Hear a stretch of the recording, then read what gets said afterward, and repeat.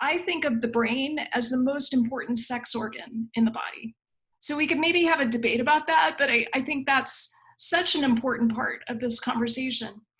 And Dr. Bazzan, when I think of estrogen and all the things that it has more than 400 jobs in the body.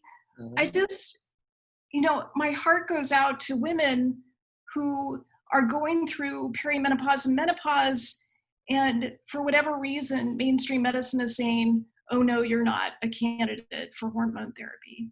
And I feel like a lot of these women end up on my doorstep as, sort of refugees. Have you found that too? Absolutely. I have a box of Kleenex on my desk. And when they come in and we say, hi, welcome, and whatnot, so they sit down and they start looking at me, and then I say, I make a smile and I say, you don't worry about convincing me that you're not crazy. I know what you're going through. Now let's go fix it. And immediately they reach for the Kleenex because it's, finally I found somebody that believes what I'm saying. And if you look in the textbooks though, all the clues are there. These hormones are very important in the brain. And for sexuality, I would say that in my experience after all these years, the most amazing miracle for the female is that they feel like they're feminine. And they don't if that goes away.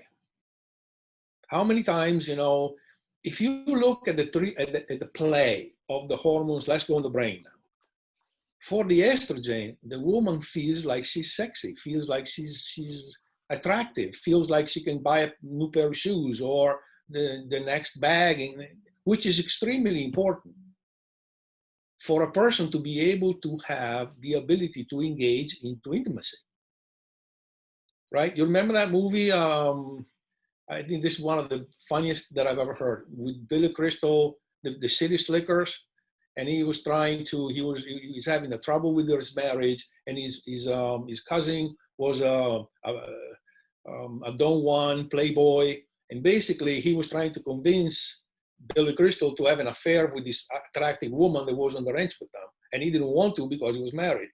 And finally they come up with this, and they say, "Don't you understand? Men need a place, and women need a reason." And boy, is that ever describing estrogen. If there's anything that ever did that, because I can see the change when they come in estrogen deficient, and then we give it back to them. Now they know what the car keys are. They know who it is that lives with them, and they feel again like it's not only that, but now if you go back to the anatomy of the genital tract, who wants to have intimacy if you're dry like the desert? Exactly right. And I love this point that you made about your Kleenex box. In fact, you made me misty as you were talking about that validation of talking to a woman about what she's experiencing and caring and holding space for that in a way that I think not enough women get.